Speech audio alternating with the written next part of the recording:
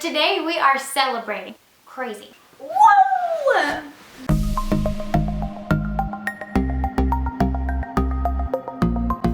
Hello everybody! Today is the day after National Book Lovers Day.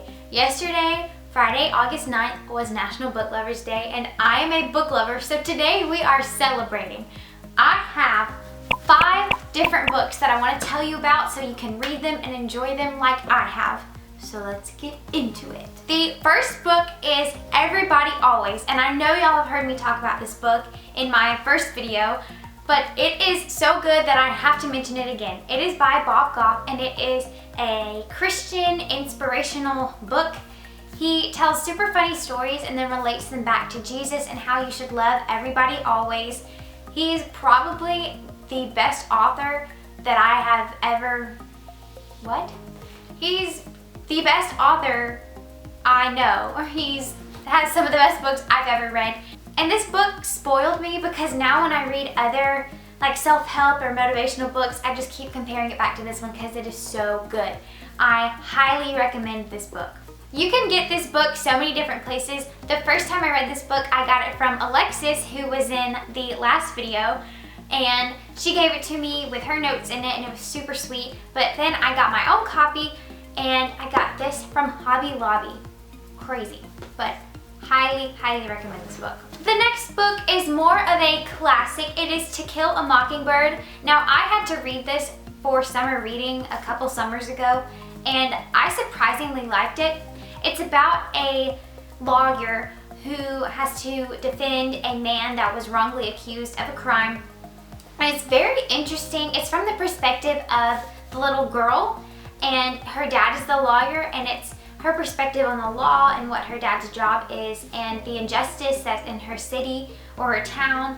It's very inspirational, and it really gets you thinking about justice and law and how we shouldn't accuse people if we don't really know the facts. And it had my brain churning, and it is super, super interesting. I don't know, I didn't think I would like this book because I'm not a super like classic reading book kind of girl. That doesn't even make sense, but I don't really love all classics, but this was actually very good.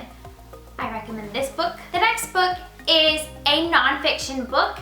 It is the Ben Carson story, but this is the revised kids edition. Now, Ben Carson, if you don't know him, he actually ran for president, and he is a doctor, and he's known for being able to separate Siamese twins.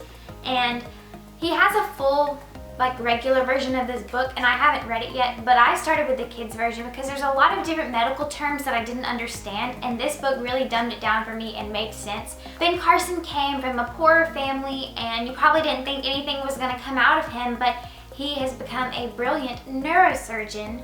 It says from inner city nobody to brilliant neurosurgeon. And this book is super motivational, and I was very inspired by this book. The next book is a fiction book. It's called There You'll Find Me by Jenny B. Jones. Now, this I got at Books A Million in the Christian fiction section, and I didn't really know anything about it. I just grabbed it, and it's super, super cool. There's a girl that goes to Ireland to study abroad so she can get inspiration for her music composition that she has to create. And her brother has recently passed away, so she just needs to go there and cope. And he went there to Ireland and had a travel journal, so she's been following this journal. And then she meets a teen heartthrob on the plane who is going to Ireland to film a movie. And then their lives just get intertwined, and they end up going on adventures together, and they get to know each other. The girl's name is Finley, and she's going through a lot of different things in her mind. She has to deal with her brother's loss, dealing with creating a music composition, and she also has some self-image issues that she needs to work through, and this boy named Beckett helps her through it, and it is a beautiful story. It's not too romantic because, trust me, I cannot stand lovey-dovey romantic stuff, but this is really sweet and really cute, and it also is a Christian book, so God is mentioned a lot and talks about how God helps her through the hard times, and it really inspired me, and I kind of want to go to Ireland now because of it, but that's besides the point. There You'll Find Me by Jenny B. Jones. Not Junie B. Jones, Jenny B. Jones. The last book I have is Soul Surfer by Bethany Hamilton. Now, Bethany Hamilton was 13 years old and she had her arm bit off by a shark. I know, scary. But she's a Christian and she fought back, and now she's a huge surfer. She's fantastic at surfing, and this is just her book about her comeback and her experience and everything that she's been through and how the Lord helped her through it.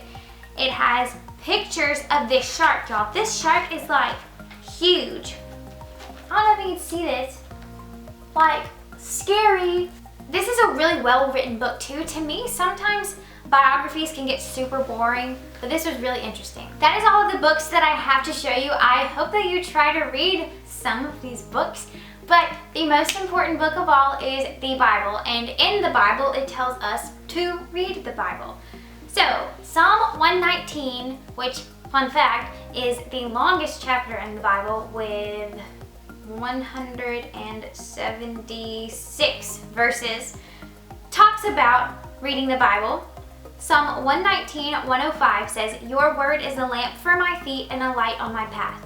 Basically, that means that reading the Bible will guide us through life, and it's not gonna show us a literal path. It's not gonna say, okay, you turn right here and then this is your college. You turn left here and here's your husband, and then right here and here's your next house. It's not really gonna do that. It would be fantastic if it did. But basically, the Bible will give you and equip you with tools to make decisions. So when you're faced with a decision, maybe right or wrong decision, a Bible verse may come to your mind and you'll think, wait, no, I really need to do the right thing here. If you're in the Word daily, you will have a strong relationship with God and He will guide you through life. And you don't have to read a whole chapter every single day. Maybe start with one verse every day and just focus on that, or one verse for the week and focus on that verse and try to memorize that verse and get it into your brain.